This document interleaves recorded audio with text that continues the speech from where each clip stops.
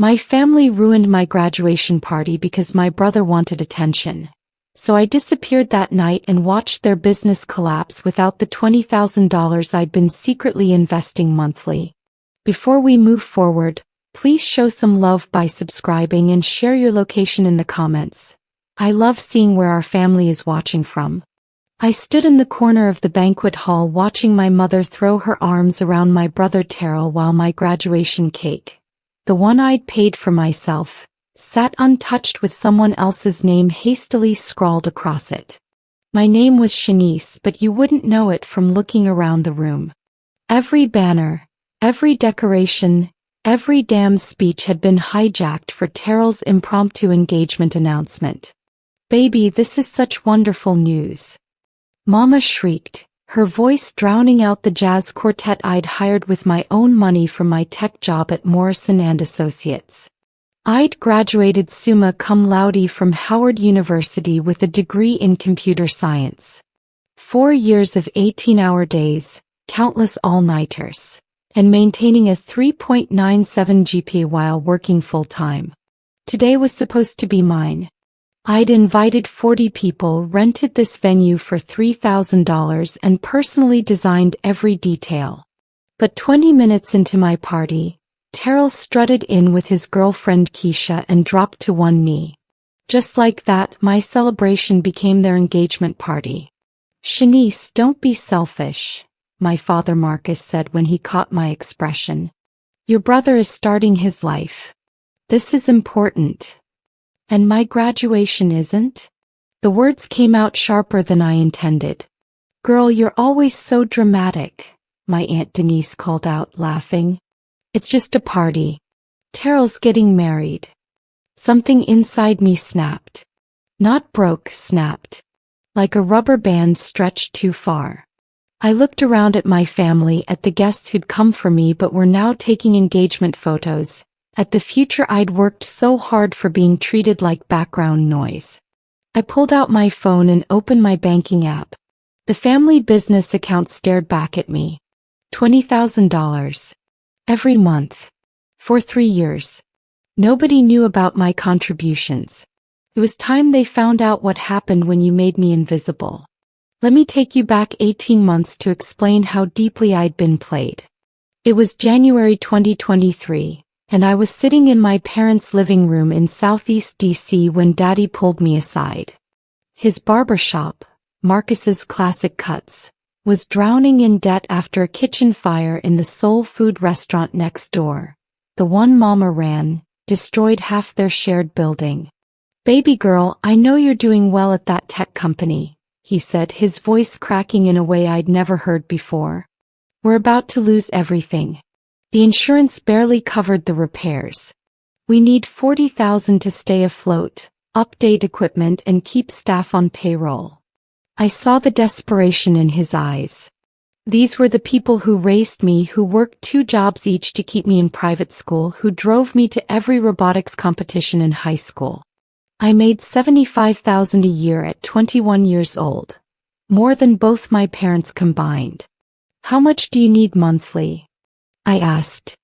"If we had even 10,000 we could." "I'll give you 20. Every month. Direct deposit." Daddy's eyes filled with tears. He hugged me so tight I couldn't breathe. "We'll pay you back, Shanice. I swear on everything." I set up an automatic transfer that night. $20,000, first of every month from my account to theirs. I told myself it was an investment in family, in legacy, in the people who'd invested in me. I never told anyone. Not my friends, not my boyfriend Cameron, not even my younger sister Diamond. It felt wrong to broadcast it, like I'd be doing it for praise rather than love. But here's what I didn't know. While I was silently bankrolling their survival, Terrell was getting credit for everything. 27 years old, still living at home, working part-time as a social media manager for the barbershop. A job that meant posting Instagram stories twice a week. "Your brother has such a good head for business," Mama would say. If only I'd known the truth sooner. Terrell had always been the favorite, but I told myself it didn't matter. He was charming in that effortless way some people are, quick with a joke, always knowing the right thing to say, the type of man who could walk into a room and make everyone feel like they'd found their best friend. Me. I was the quiet one, the nerdy one, the one with her nose always in a book or a laptop screen. Growing up, when Taro got a B, it was a celebration. When I got an A, it was expected. When he made the junior varsity basketball team, Daddy took the whole family to Dave & Buster's. When I won the regional science fair, Mama said, "That's nice, baby," and went back to watching TV. I learned early not to need validation. I learned to be self-sufficient, to find worth in my own achievements, to build a life where I didn't wait for anyone's approval. It made me strong, but it also made me invisible in my own family. The business had been struggling for years before the fire. Daddy's barbershop had 6 chairs but could barely keep 3 barbers on payroll. Mama's restaurant, Denise's Kitchen, named after her sister, which should have been my first red flag, served incredible food but had management issues. They were always behind on something: rent, supplies, utilities. After the fire, I watched them rebuild with my money, watched the relief on their faces as checks cleared, as vendors got paid, as staff returned. And I watched Terrell take credit. "Man, I really turned this place around," he said one Sunday dinner. "For months into my secret contributions. Got us on social media, brought in new customers, streamlined operations." Everyone nodded. My father clapped him on the shoulder. "That's my son. Always knew you'd find your calling." I bit my tongue so hard I tasted blood. But I told myself, it's not about credit. It's about family. Keep your head down. Stay humble.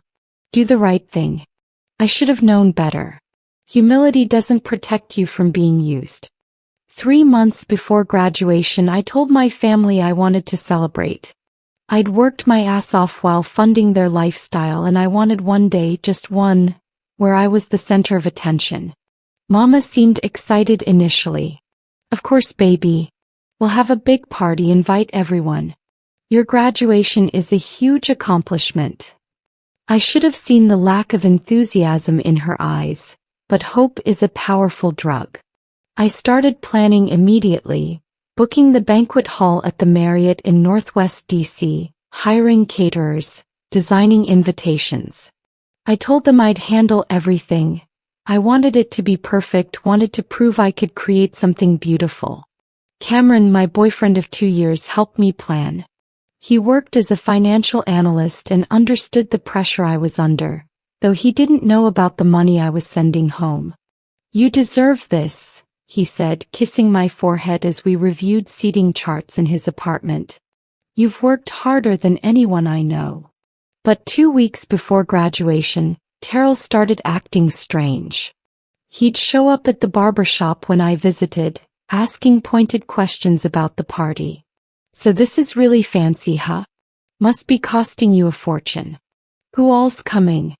You inviting the whole neighborhood?" "Just people who matter to me," I replied, not catching the edge in his voice. The week before graduation, Keisha, his girlfriend of 8 months, started appearing everywhere. At family dinners, at the barbershop, always whispering to Mama and my Aunt Denise. They'd stop talking when I entered rooms, exchange glances I couldn't quite read. "You're being paranoid," Cameron said when I expressed concern. "Your family loves you. This is your moment." The night before graduation, Mama called. "Baby, Taro wants to make a speech at your party tomorrow. You know, about how proud he is of his little sister. Isn't that sweet?" Every instinct screamed no, but I couldn't articulate why. "Sure, Mama. That's fine." I should have trusted my gut. I should have known that in my family I was never allowed to shine alone. The party started beautifully. I wore a gold dress that made me feel like royalty, my locks styled in an elegant updo with gold cuffs that caught the light. Cameron arrived early, looking sharp in a navy suit, carrying a bouquet of sunflowers. My favorite. My best friends from Howard, Jasmine and Trey, showed up with a custom photo book of our 4 years together. "Girl, you did it," Jasmine whispered, hugging me tight. "This is gorgeous." The banquet hall glowed. I'd chosen purple and gold, Howard's colors, with elegant centerpieces and a slideshow of my journey playing on screens around the room. My graduation photos were everywhere. Me in my cap and gown, me presenting at tech conferences, me receiving academic awards. For once I was the story. Then Terrell arrived. He walked in with Keisha at 7:15, 45 minutes late, wearing a suit I'd never seen before. Expensive, tailored, probably $1,500. Keisha wore a white dress. White. To someone else's celebration. But I pushed down my irritation. "Family," I reminded myself.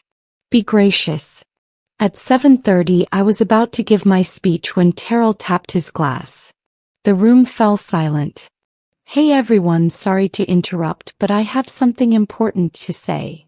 He pulled Keisha forward and my stomach dropped. "Y'all know my baby sister Shanice is graduating today, and that's amazing. But life doesn't stop for anybody, right? And I figured since we're all here, since family is gathered, this would be the perfect time to share our news." He dropped to one knee right there in front of my graduation cake and pulled out a ring. The room erupted. Mama screamed. Aunt Denise started crying. Daddy pulled out his phone to record. And just like that, my graduation party became Terrell's engagement celebration. I stood frozen while everyone rushed toward them, my moment evaporating like smoke. Cameron found me in the bathroom 20 minutes later, staring at my reflection. My makeup was still perfect, but my eyes were dead. "Shanice, I'm so sorry. That was completely out of line. Did you see anyone notice?" I asked quietly. "Did anyone come looking for me? Ask where I went." His silence was answer enough. "My own graduation party, Cam. I paid for every inch of this place. And nobody even noticed when I disappeared. Let's leave. We'll go somewhere just us. Celebrate the right way." But I couldn't move. Something was calcifying inside me, turning soft tissue into stone. I returned to the party and watched my family celebrate Terrell and Keisha. Watched Mama cut my graduation cake and hand out slices while people congratulated the happy couple. Watched my father give a toast about both his children reaching major milestones today, as if mine and Terrell's were equivalent. Aunt Denise grabbed my arm as I walked past. "Shanice, don't be bitter. This is beautiful. Your brother found love. And I earned a degree," I said flatly. "Girl, degrees are a dime a dozen. Marriage is special." I excused myself, walked to my car and sat in the parking garage. My phone buzzed with a reminder I'd set weeks ago. Update family business contribution records. I'd been meticulously documenting every transfer, every deposit, keeping spreadsheets like the data analyst I was. I pulled up my banking app and did the math. $20,000 monthly for 18 months. $360,000.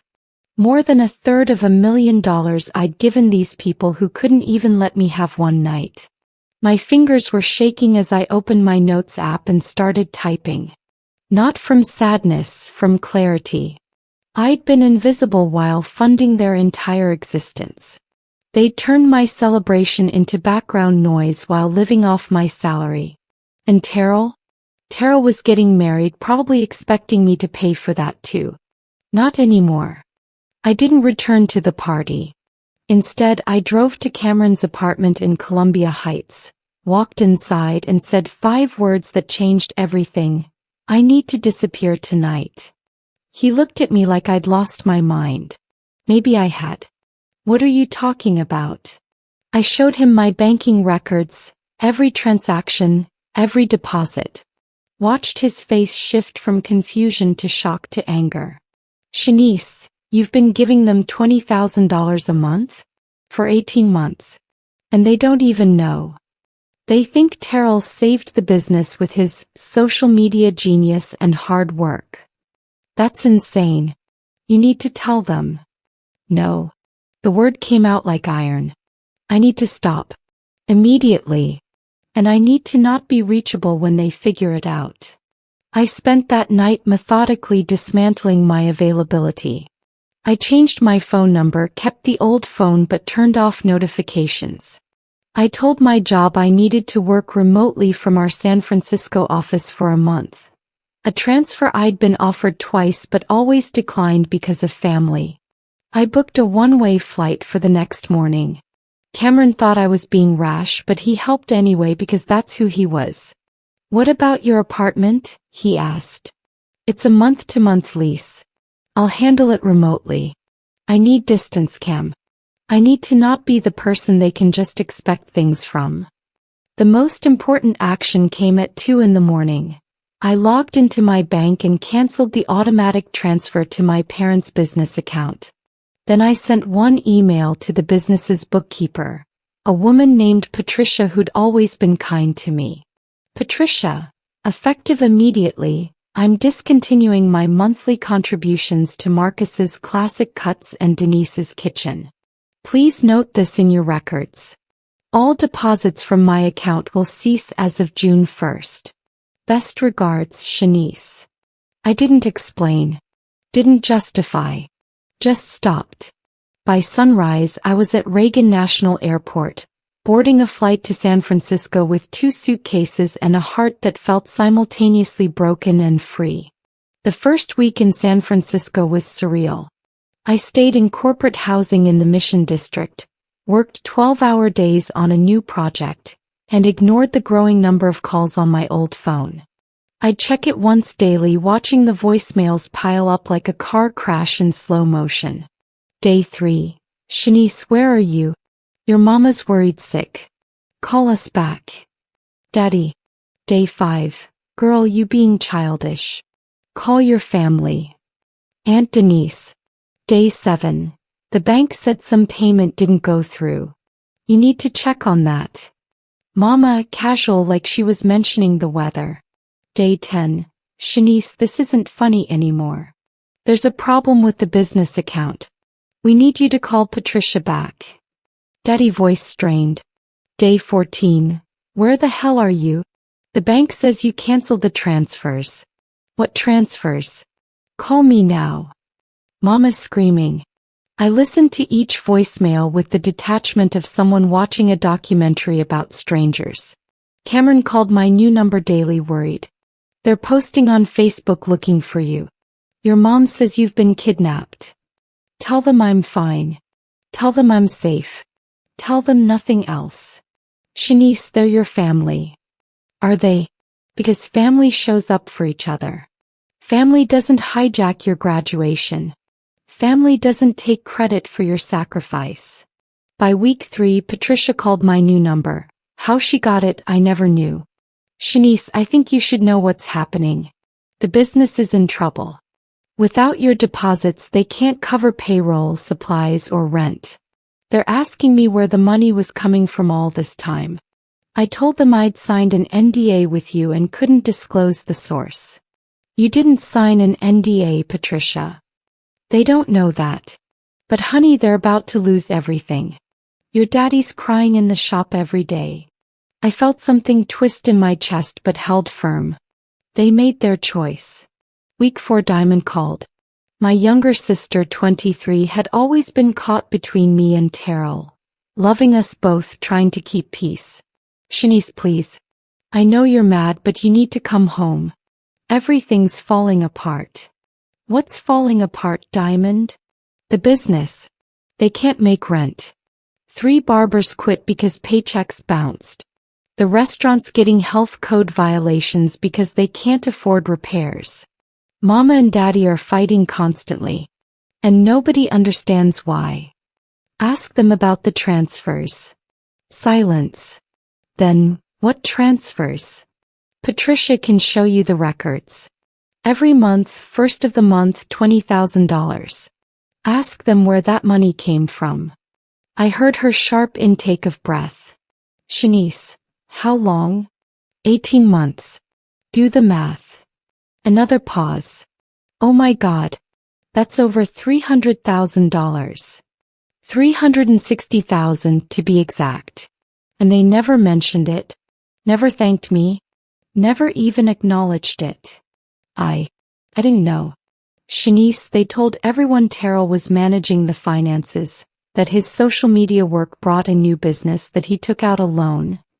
Terrell took out a loan? With what credit? That man has a 580 credit score and 23,000 in credit card debt. Diamond's voice cracked. They lied to us. About everything. No, baby girl. They lied to everyone but each other. They knew exactly where that money came from. They just didn't want to admit their daughter, their quiet, nerdy, invisible daughter, was the one keeping them afloat. It was easier to give Terrell credit than acknowledge I'd become more successful than they ever imagined. What do I do? Whatever you want. But I'm not coming back. Not until they own the truth. That night, Diamond sent me a video. Family meeting at my parents' house. The whole truth coming out. I watched my mother's face crumble when Patricia showed her the deposit records with my name on them. Watched my father realize what he'd done. Watched Terrell try to deflect, saying he helped manage the money once it arrived. Watched Diamond stand up and say, "Y'all took her graduation party and didn't even know she was paying your bills.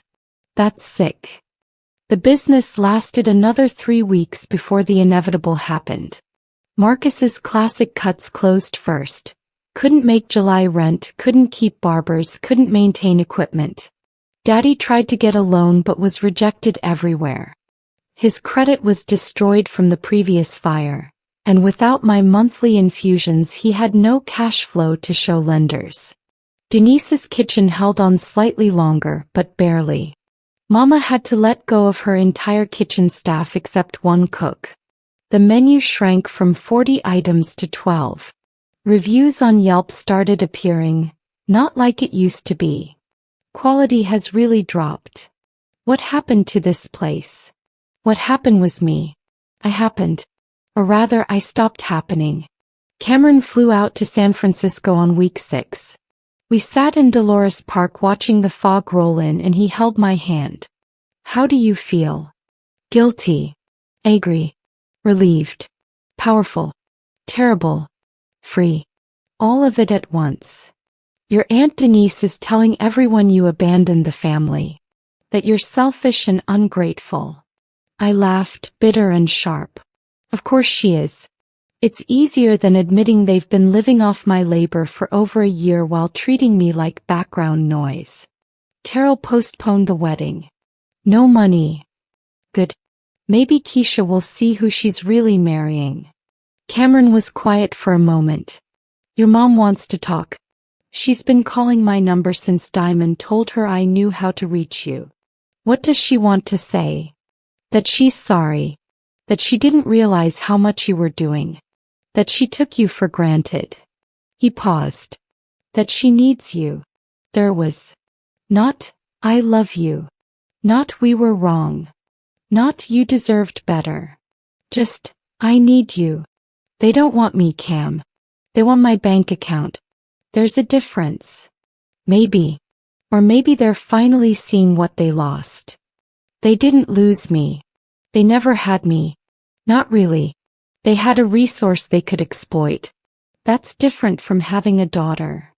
I watched the sunset paint San Francisco gold and thought about the girl I'd been 6 weeks ago. Desperate for scraps of recognition, willing to destroy herself financially for people who couldn't even let her have one party. I didn't miss her. 8 weeks after my disappearance, I flew back to DC. Not because they'd convinced me, but because I needed to face this for myself. I needed to look them in the eye and say the things I'd been too afraid to say my entire life. I met them at a coffee shop in Anacostia, neutral ground. Mama, Daddy, Diamond, and, unfortunately, Terrell. No Aunt Denise, which was a small mercy. Mama looked like she'd aged 5 years. Daddy's eyes were hollow. Terrell wouldn't meet my gaze. Only Diamond looked at me with something like understanding. Thank you for coming, Mama started, reaching for my hand. I pulled away. Don't. The word hung in the air like a slap. Mama's face crumpled, but I continued. You don't get to touch me like we're good. Like we're family who loves and respects each other. Not after what you did. Baby, we're sorry, Daddy said. We didn't realize. You didn't realize you'd been living off my money for 18 months? You didn't realize I paid for my own graduation party that you let Terrell hijack? You didn't realize I've been working 70-hour weeks to keep your dreams alive while you gave all the credit to him? I pointed at Terrell, who had the decency to look ashamed. Shanice, we thought the money was from... Mama started. From where? You thought it was magic? You thought $20,000 just appeared in your account every month by coincidence? Or did you just not care to ask because asking would mean acknowledging that your daughter, the one you've ignored and minimized her entire life, was more successful than you ever imagined? Silence. Painful, suffocating silence. Diamond spoke softly. They told everyone Terrell took out a business loan. They let him take credit for saving everything. When the truth came out, half the family stopped talking to them. Good, I said coldly. They should know who they really are. We were wrong, Daddy said, tears streaming. Baby girl, we were so wrong. We took advantage of your kindness. We took you for granted. We let our pride and our favoritism toward your brother blind us to what we were doing to you. You didn't just take me for granted. You erased me. I want the business to fail, I said, and watched them flinch. I want you to feel what it's like to build something and watch it collapse. I want you to understand consequences. Real, material, painful consequences. Shanice, please, Mama whispered. We've lost everything already. No, you've lost my subsidies. There's a difference. You still have each other. You still have your health. You still have options. What you don't have is me as a safety net, and you never will again. I pulled out a folder. I'd prepared for this meeting like a business presentation. I've calculated what you owe me. $360,000 in direct contributions, plus opportunity cost. That money could have been invested and earned returns. Conservative estimate. You owe me $412,000. I have the documentation, the bank records, everything. Daddy's face went pale. We don't have that kind of money. I know. Which is why I'm offering terms. You're going to sign a promissory note. You're going to agree to pay me back $2,000 monthly for the next 15 years, plus 3% interest. You're going to acknowledge in writing that I funded your business. And you're going to tell everyone, the truth about where the money came from. And if we don't? Terrell spoke for the first time, defensive. I looked at him with contempt I didn't know I could feel for family. Then I sue. And I will win. And you'll lose more than your pride. You'll lose any chance of rebuilding anything. That's harsh, Shanice, he said. You hijacked my graduation party to propose to your girlfriend. You took credit for my sacrifice. You've lived rent-free at 27 while I've been working since 18. You don't get to tell me what's harsh. Diamond put her hand on mine. What do you need from me? Nothing. You're the only one who saw me. The only one who told the truth when it mattered. You're not responsible for their choices. Mama was sobbing now. We love you. We do love you. Maybe. But love without respect is worthless. Love without acknowledgement is invisible. And I'm done being invisible in my own family. They signed the promissory note. All of them, even Terrell. I had it notarized at the coffee shop, legally binding, no escape. Then I left. 6 months later, I'm still in San Francisco. I got promoted to senior software engineer. Salary jumped to $110,000. I'm dating Cameron long distance. He's planning to transfer out here next year. Diamond visits monthly. We're closer than we've ever been.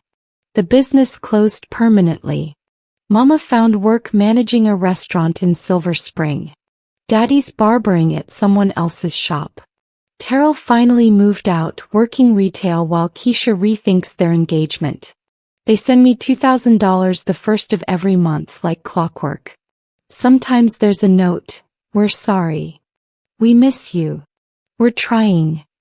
I never respond to the notes. But I cash the checks. Here's what I learned. You can love your family and still refuse to be destroyed by them. You can honor your roots without letting them strangle your branches. You can be generous without being a doormat.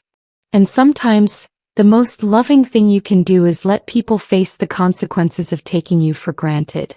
My family ruined my graduation party because they thought I'd always be there, always be the invisible workhorse, always accept the crumbs while Terrell got the cake.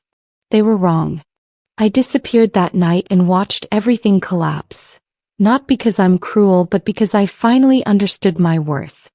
And my worth isn't measured by what I give to people who don't see me.